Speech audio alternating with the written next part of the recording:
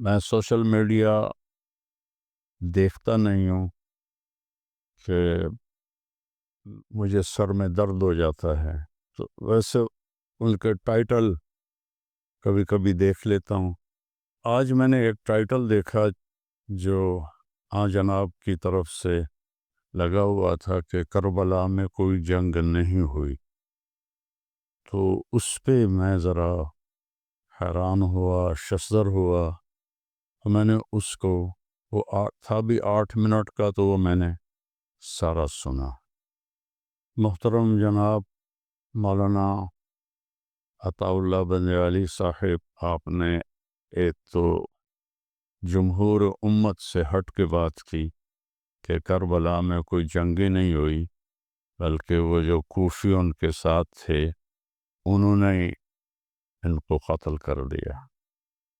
دوسری بات آپ نے فرمائی کہ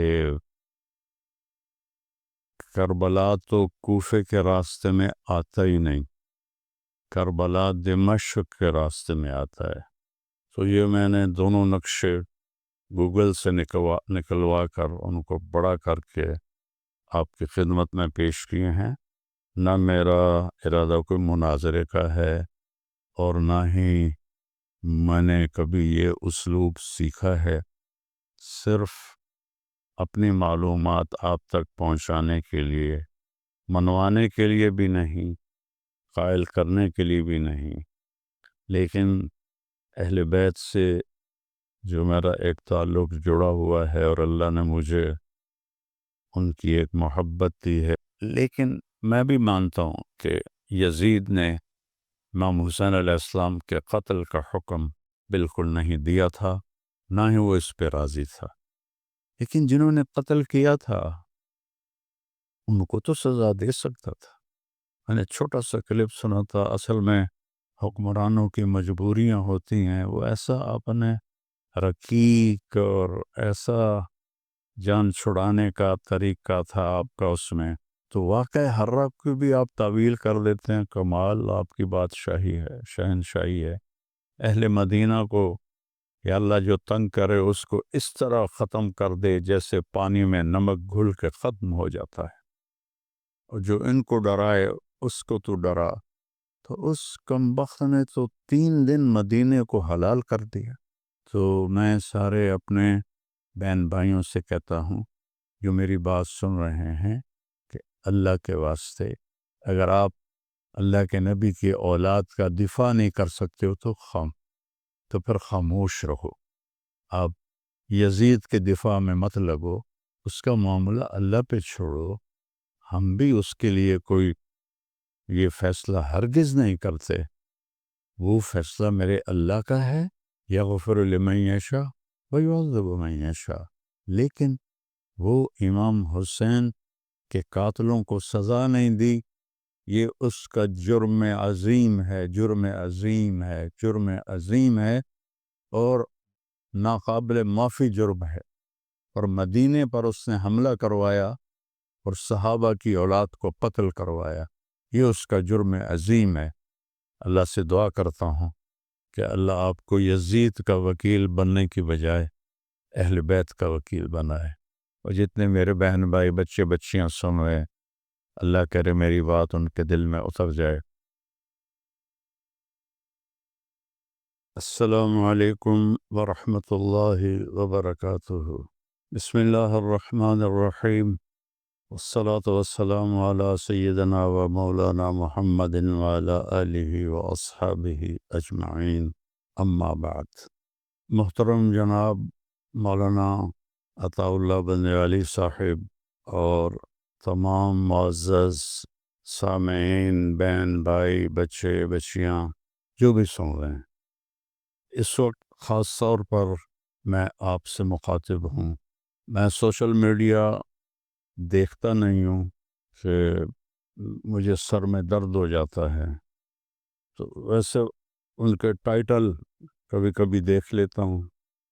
آج میں نے ایک ٹائٹل دیکھا جو جناب کی طرف سے لگا ہوا تھا کہ کربلا میں کوئی جنگ نہیں ہوئی، تو اس پہ میں ذرا حیران ہوا، ششدر ہوا۔ تو میں نے اس کو وہ تھا بھی 8 منٹ کا، تو وہ میں نے سارا سنا، جس میں آپ نے ایک تو جمہور امت سے ہٹ کے بات کی کہ کربلا میں کوئی جنگیں نہیں ہوئی، بلکہ وہ جو کوفی ان کے ساتھ تھے انہوں نے ان کو قتل کر دیا۔ دوسری بات آپ نے فرمائی کہ کربلا تو کوفے کے راستے میں آتا ہی نہیں، کربلا دمشق کے راستے میں آتا ہے۔ تو یہ میں نے دونوں نقشے گوگل سے نکلوا کر ان کو بڑا کر کے آپ کی خدمت میں پیش کیے ہیں۔ نہ میرا ارادہ کوئی مناظرے کا ہے اور نہ ہی میں نے کبھی یہ اسلوب سیکھا ہے، صرف اپنی معلومات آپ تک پہنچانے کے لیے، منوانے کے لیے بھی نہیں، قائل کرنے کے لیے بھی نہیں، لیکن اہل بیت سے جو میرا ایک تعلق جڑا ہوا ہے اور اللہ نے مجھے ان کی ایک محبت دی ہے۔ میری ماں بھی اہل بیت میں سے ہے، باپ میرا راجپوت ہے، تو میں پچھلے 30 سال سے ان کے نغمے گا رہا ہوں۔ جب بھی محرم آتا ہے تو میں آپ کے صرف وہ عنوان دیکھتا ہوں جس میں آپ یزید کا بڑا دفاع فرما رہے ہوتے ہیں اور کربلا کے واقعہ کی شکل بالکل تبدیل فرما رہے ہوتے ہیں، جو کسی مستند کتاب میں نہیں ہے۔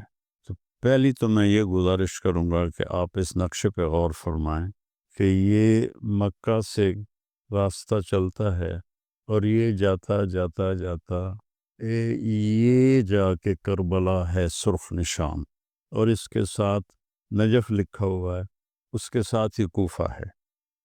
تو جو دمشق کا راستہ ہے، آپ نے فرمایا کہ کربلا دمشق کے راستے میں آتا ہے، تو اس سے مجھے تھوڑا سا اندازہ ہوا کہ جغرافیہ کی معلومات آپ کی تو صحیح نہیں ہیں، اس لیے میں نے یہ نقشہ مکے سے دمشق کا راستہ بتایا ہے، جو اوپر جا کر وہ آخر میں سرخ نشان ہے دمشق کا۔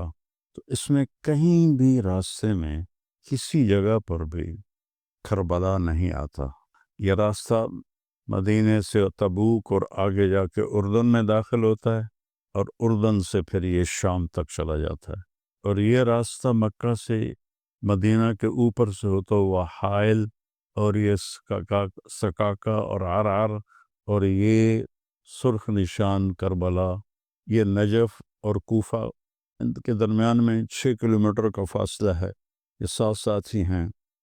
تو ایک تو یہ آپ کی خدمت میں گزارش کرنی تھی کہ یہ آپ کی معلومات غلط ہیں کہ کربلا کوفہ کے راستے میں آتا ہی نہیں۔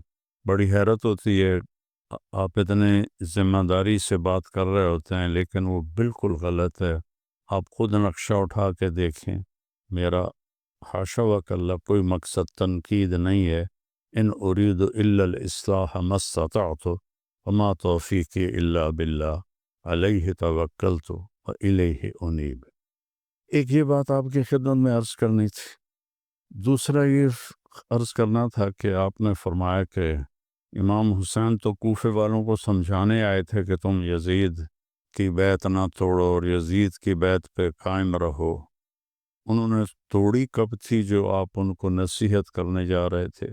پھر آپ نے فرمایا کہ وہ پھر کوفہ سے جب دمشق چلے تو اس کی کوئی تاریخی سند کوئی نہیں، کوئی ثبوت کوئی نہیں، کسی کتاب میں کوئی نہیں، کسی ذمہ دار عالم نے، مورخ نے، محدث نے یہ بات ذکر نہیں کی کہ آپ کو تو کربلا سے آگے جانے ہی نہیں دیا گیا، وہیں ذبح کر دیا گیا، تو وہ کوفہ کیسے پہنچ گئے؟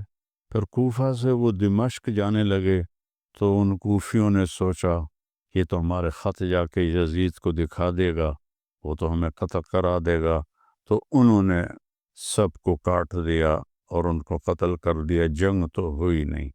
تو پھر یہ جو 1400 سال سے وہاں سب کے مزارات ہیں، سب کی قبور ہیں، اس کو جھٹلائیں، سارے مورخین کو جھٹلائیں، آپ جس حوالے سے بات فرما رہے ہیں وہ حوالہ کون سا ہے؟ پھر اگلی بات آپ فرماتے ہیں کہ یہ واقعہ کربلا ابو مخنف لوط بن یحییٰ کی ساری داستان ہے، اور وہ کذاب ہے، میں بھی کہتا ہوں کذاب ہے، متروک ہے۔ تو جب وہ اس سارے واقعے کا راوی ہے تو پھر تو اس کی کسی چیز سے آپ استدلال نہیں فرما سکتے، لیکن آپ امام حسین علیہ السلام کی 3 شرطوں پر اتنا آپ زور سے بولتے ہیں۔ وہ بھی تو ابو مخنف کی روایت ہے، اسی کذاب کی روایت ہے۔ اگر باقی سارا قصہ جھوٹا ہے تو یہ 3 باتیں کہاں سے سچی ہو گئیں؟ ان کا راوی بھی وہی لوط بن یحییٰ ہے۔ تو تھوڑا آپ اس پہ غور فرمائیں، اور اس پہ ذرا بالکل میری ایک خواجانہ اپیل ہے، دیکھو میں ہاتھ جوڑ رہا ہوں، آپ ایک معزز خاندان سے تعلق رکھتے ہیں، تو آپ اس پر غور فرمائیں کہ کیا پھر یہ محل اشکال نہیں ہے کہ ان 3 شرطوں کو جو امام حسین علیہ السلام کی طرف منسوب کرتے ہیں اس کا راوی بھی تو ابو مخنف ہے، لوط بن یحییٰ ہے، اور تو کوئی نہیں ہے۔ اور پھر یوں جنگ کا انکار کر دینا، اور بالکل کہ وہ ہوئی نہیں تھی، من العجائب والغرائب ہے آپ کی یہ بات۔ آپ اس کا کوئی سند بتائیں، کوئی ثبوت بتائیں۔ ممکن ہے آپ نے بھی کسی ابو مخنف جیسے سے یہ کہانی لے لی ہو کہ جنگ ہوئی نہیں۔ یہ آپ کیا کر رہے ہیں مولانا صاحب؟ اللہ تعالیٰ جس کو چاہے جنت میں ڈال دے، یزید جنتی ہے یا دوزخی ہے، یہ تو بحث ہی نہیں ہے۔ یہ تو یغفر لمن یشاء ویعذب من یشاء، جس کو چاہے جنت میں ڈال دے، جس کو چاہے جہنم میں ڈال دے، یہ تو ہمارا مسئلہ ہی نہیں ہے، وہ اس کی مغفرت ہے، وسعت رحمتی کل شیء۔ تو وہ تو کا مسئلہ بحث سے خارج ہے، اس کی بخشش ہے، چاہے معاف کر دے، چاہے وہ پکڑ لے۔ باقی آپ جو اول جیشن یغزو مدینۃ قیصر مغفور لہم کی آپ بات فرماتے ہیں، میں آپ کو حدیث صحیح سناتا ہوں کہ آپ نے فرمایا جو ہر نماز کے بعد آیت الکرسی پڑھتا ہے تو اس کے اور جنت کے درمیان صرف موت ہوتی ہے اور کوئی نہیں ہوتی۔ اب ایک آدمی 5 وقت نماز پڑھتا ہے، ہر نماز کے بعد آیت الکرسی پڑھتا ہے، کام اس کا حرام ہے، سود وہ کھاتا ہے، زنا وہ کرتا ہے، شراب وہ پیتا ہے، جھوٹ وہ بولتا ہے، تو کیا اس حدیث کے مطابق وہ جنت میں جا سکتا ہے؟ اللہ چاہے تو لے جائے، کوئی اس میں اللہ کے لیے کوئی شے بعید نہیں، لیکن جو شریعت کا ایک قانون ہے، ایک بات کے ساتھ اور کئی چیزوں کو ملا کے پھر نتیجہ نکالا جاتا ہے۔ تو آپ نے یزید کے بارے میں کہا کہ وہ اس کا امیر تھا لشکر کا، لیکن میں بھی مانتا ہوں کہ یزید نے امام حسین علیہ السلام کے قتل کا حکم بالکل نہیں دیا تھا، نہ ہی وہ اس پہ راضی تھا، لیکن جنہوں نے قتل کیا تھا ان کو تو سزا دے سکتا تھا۔ میں نے چھوٹا سا کلپ سنا تھا، اصل میں حکمرانوں کی مجبوریاں ہوتی ہیں، وہ ایسا اپنے رقیق اور ایسا جان چھڑانے کا طریقہ تھا آپ کا اس میں، وہ اصل میں بادشاہوں کی کچھ کمزوریاں ہوتی ہیں، کچھ مجبوریاں ہوتی ہیں۔ اہل بیت کے قاتلین کو قتل نہ کرنے میں کیا مجبوری تھی؟ یزید تو کوئی 90 لاکھ مربع میل پر حکومت کرتا تھا، اور 3-4 ہزار کو قتل کروانا، اور ابن زیاد کو، عمر بن سعد کو قتل کروانا اس کے لیے کیا مشکل تھا؟ 3 بر اعظم پر اس کی حکومت تھی۔ تو اس میں وہ قصوروار ہے، مجرم ہے۔ میں اس کے جہنمی ہونے کا فیصلہ نہیں کر رہا ہوں، وہ اللہ ہے، جس کو چاہے جنت دے، جس کو چاہے جہنم دے، اس میں ہمارا کوئی دعویٰ نہیں ہے۔ پھر جو واقع آپ اس کا بھی انکار کرتے ہیں، کیسی عجیب بات ہے، ہنسی آتی ہے کہ لگتا ہے تاریخ آپ نے پڑھی کوئی نہیں ہے۔ میں تاریخ کا طالب علم ہوں، میں 40 سال سے تاریخ پڑھ رہا ہوں۔ جب میں اسکول پڑھتا تھا میں نے وہاں سے تاریخ شروع کی تھی، پھر عربی کی تاریخ ساری اللہ نے مجھے پڑھنے کی توفیق دی۔ تو واقع حرہ کو بھی آپ تعویل کر دیتے ہیں، کمال آپ کی بادشاہی ہے، شہنشاہی ہے۔ اہل مدینہ کو یا اللہ جو تنگ کرے اس کو اس طرح ختم کر دے جیسے پانی میں نمک گھل کے ختم ہو جاتا ہے، اور جو ان کو ڈرائے اس کو تو ڈرا۔ تو اس کم بخت نے تو 3 دن مدینے کو حلال کر دیا۔ اور مسلم بن عقبہ مرری، اس خبیث نے صحابہ کی اولاد کو قتل کیا، صحابہ کو قتل کیا۔ ساری بڑی کہ اس ایک واقعہ حرہ تو ابو مخنف نے بیان نہیں کیا، واقعہ حرہ تو لوط بن یحییٰ نے بیان نہیں کیا، واقعہ حرہ تو محدثین نے مورخین نے بیان کیا۔ آپ اس میں بھی ڈنڈی مار جاتے ہیں اور تعویل کر جاتے ہیں، کتنے بڑے صحابہ اس نے قتل کیے اور کتنے صحابہ کی اولاد قتل۔ آج تک وہاں جنت البقیع میں حرہ کے شہداء کی جگہ بنی پڑی ہے، جو صدیوں سے اس بات کا ثبوت دے رہی ہے۔ باقی جو مزاج یار میں آئے اس کو تو میں نہیں روک سکتا۔ اور مسلم بن عقبہ مرری، یہ خبیث بوڑھا تھا جب یہ مدینہ سے نکلا۔ مکے پر کیا حکم تھا یزید صاحب کا کہ پہلے مدینے کو تاراج کرو، 3 دن حلال ہے، پھر مکے کو جا کے برباد کرو۔ یہ ہیں آپ کے آئیڈیل ہر دل عزیز یزید۔ ہم آپ تو پنجابی لوگ ہیں، عمر بن عبدالعزیز تو بنو امیہ میں سے تھے، ان کے سامنے کسی نے یزید کو امیر المومنین کہا تو عمر بن عبدالعزیز نے وہیں کھڑے اس کو 20 کوڑے لگوائے کہ ایک ظالم کو تو امیر المومنین کہتا ہے۔ تو جب وہ مدینہ سے نکلا تو ذوالحلیفہ جا کے مر گیا، اور اس کے آخری الفاظ تھے کہ یا اللہ، کلمے کے بعد میرے پاس بخشش کا سب سے بڑا عمل مدینے والوں کا قتل ہے۔ یہ اس خبیث کے الفاظ تھے۔ وہ مر گیا، انہوں نے وہاں دفن کیا حسین بن نمیر، حسین سعد کے ساتھ۔ بن نمیر کو امیر بنا کے یہ عبداللہ بن زبیر کے ساتھ لڑائی کے لیے چل پڑے۔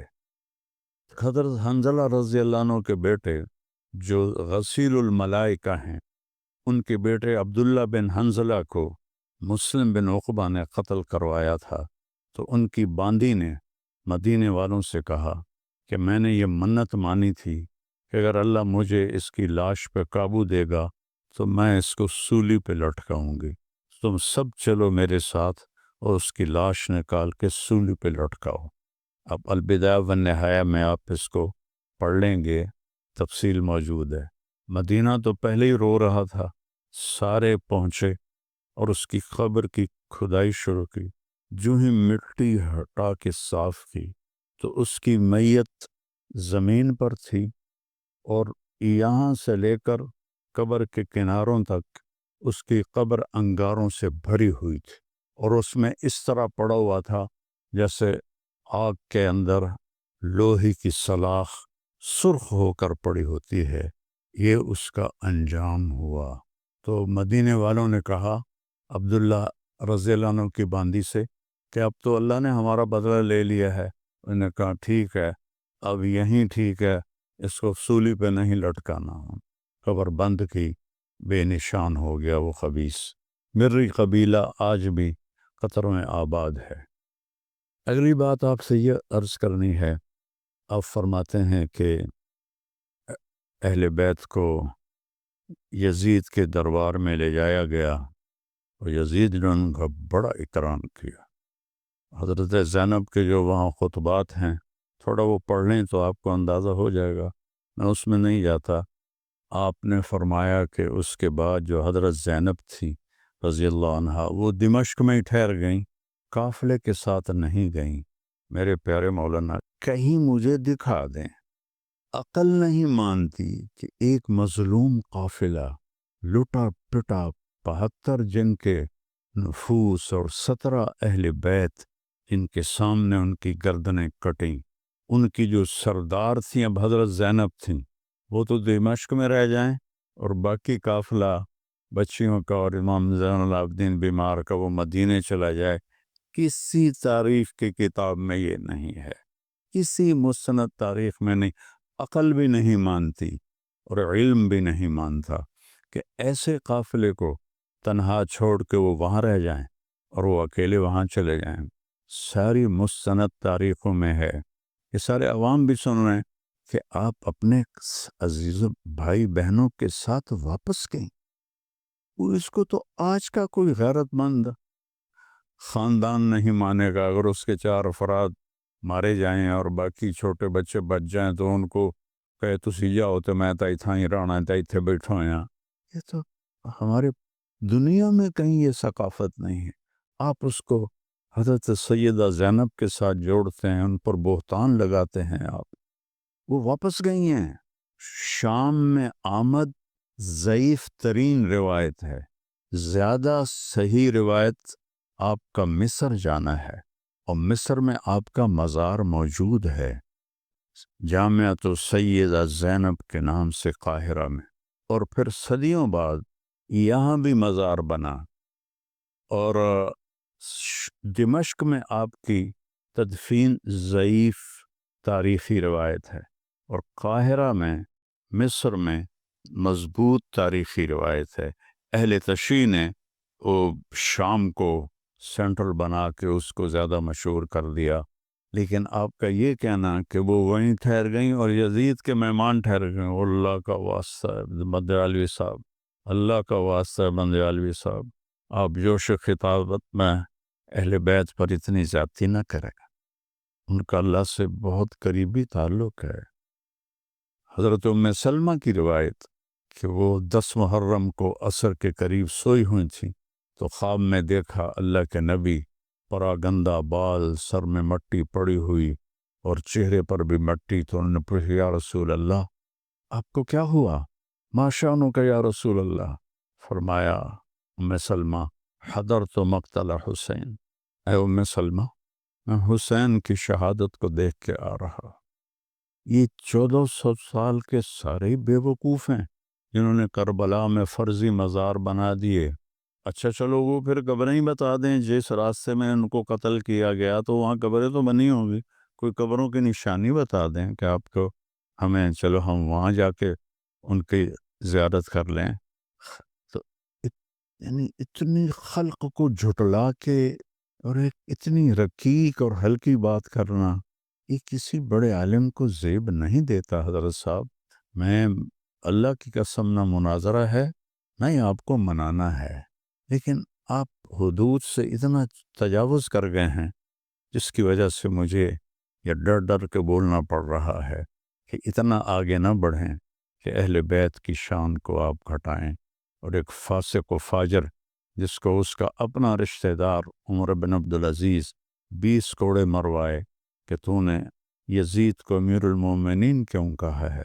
باقی جنت دوزخ کا فیصلہ اللہ نے کرنا ہے. اب بنی اسرائیل کے 100 آدمیوں کے قاتل کو معاف کر دیا، اس کو طوائف کو پیاسے کتے کو پانی پلانے پر معاف کر دیا، تو اس کی مغفرت تو ایک اور چیز ہے. لیکن حقائق پر میں آپ کے ساتھ تھوڑی بات کرنے کی جرات کی ہے چونکہ میں نے یہ پہلی دفعہ سنا. آج میں وہاں سے گاؤں سے اپنے فیصل آباد آ رہا تھا تو راستے میں نے ایسے ہی کھولا تو کربلا میں کوئی جنگ نہیں ہوئی، تو میرا میٹر گھوم گیا کہ یہ کیا کہہ رہے ہیں، کیا فرما رہے ہیں. 14 صدی کی تاریخ کو جھٹا رہے ہیں، اور سارے کروڑوں لوگ وہ اندھے بھی ہیں، بے وقوف بھی ہیں، ان پڑھ بھی ہیں، اور صرف آپ کے پاس سے ہے یہ روایت ہے. تو اب ان امام حسین کی 3 شرطوں کو کیوں دلیل بناتے ہیں؟ وہ تو ابو مخنف کی روایت ہے، لوط بن یحییٰ جس کو آپ پہلے کذاب کہتے ہیں، پھر اسی کی آپ لے کر اور آگے لوگوں کو بندیالوی یوں کہہ رہا ہے اور بندیالوی یوں کہہ رہا ہے. ایسے بڑے بول سے بچنا چاہیے. اللہ کو عاجزی پسند ہے، اللہ کو عجب پسند نہیں ہے. تو سیدہ زینب کا یزید کے پاس مہمان بن کے ٹھہرنا یار حیرت کی بات ہے. یہ ہو سکتا ہے؟ یہ کیسے ممکن ہے کہ وہ یزید کی مہمان بن گئی؟ اور یزید تو کم وقت اس کی 64 ہجری میں مر گیا، 61 میں وہ بنا تھا، 60 میں، اور 64 میں مر گیا 37 سال کی عمر میں. تو سیدہ زینب تو بہت بعد تک وہاں رہی ہیں اگر رہی ہیں. اصل صحیح روایت مصر کی ہے، یہ شام کی روایت اہل تشیع کی ہے. تو لہٰذا بس یہ چند گزارشات تھیں. آپ برائے مہربانی جس کو اونچا کریں جس کو نیچا کریں آپ کو اختیار ہے، لیکن یہ جو آپ کا تقابل ہے کہ کربلا میں جنگ کوئی نہیں ہوئی اور پانی بند نہیں کیا گیا اور وہ اندر ہی جو ملے ہوئے تھے انہوں نے قتل کر دیا. بھلا آدمی بات کرنے سے پہلے سوچے تو صحیح کہ کیا عقل بھی اس کو ماننے کے لیے تیار ہے. کوفہ تو وہ گئے ہی نہیں، کوفہ سے دمشق جا رہے تھے، اور یہ میں نے دمشق کا نقشہ نقل کیا. مکے سے دمشق کے راستے میں کہیں کربلا آتا نہیں، اور آپ نے فرمایا ہے کہ دمشق جاتے ہوئے کربلا آتا ہے، کوفہ جاتے ہوئے کربلا نہیں آتا. تو میں سارے اپنے بہن بھائیوں سے کہتا ہوں جو میری بات سن رہے ہیں کہ اللہ کے واسطے اگر آپ اللہ کے نبی کی اولاد کا دفاع نہیں کر سکتے ہو تو پھر خاموش رہو. آپ یزید کے دفاع میں مت لگو، اس کا معاملہ اللہ پہ چھوڑو. ہم بھی اس کے لیے کوئی یہ فیصلہ ہرگز نہیں کرتے، وہ فیصلہ میرے اللہ کا ہے، یغفر لمن یشاء ویعذب من یشاء. لیکن وہ امام حسین کے قاتلوں کو سزا نہیں دی، یہ اس کا جرم عظیم ہے، جرم عظیم ہے، جرم عظیم ہے اور ناقابل معافی جرم ہے. اور مدینے پر اس نے حملہ کروایا اور صحابہ کی اولاد کو قتل کروایا، یہ اس کا جرم عظیم ہے. پھر وہ لشکر مکے پہنچا یزید کے حکم پر، حسین بن نمیر کی قیادت میں. وہ وہاں جا کے انہوں نے جب وہ مکے کا محاصرہ کیا تو خبر آ گئی کہ یزید مر گیا ہے. تو حضرت عبداللہ بن زبیر نے کہا کہ حسین بن نمیر سے، مات طاغیتکم، تمہارا طاغیہ، تمہارا فرعون مر گیا ہے. یہ عبداللہ بن زبیر کے الفاظ ہیں. تو میں نے جو کچھ کہا ہے بہت احتیاط سے کہا ہے، پھر بھی اگر اس میں آپ کی شان میں کوئی گستاخی ہوئی ہو، یہ میں سب کے سامنے آپ سے ہاتھ جوڑ کے معافی مانگتا ہوں. میرا مطلب آپ کی دل آزاری نہیں ہے. اللہ سے دعا کرتا ہوں کہ اللہ آپ کو یزید کا وکیل بننے کی بجائے اہل بیت کا وکیل بنائے. اور جتنے میرے بہن بھائی بچے بچیاں سن رہے ہیں، اللہ کرے میری بات ان کے دل میں اتر جائے.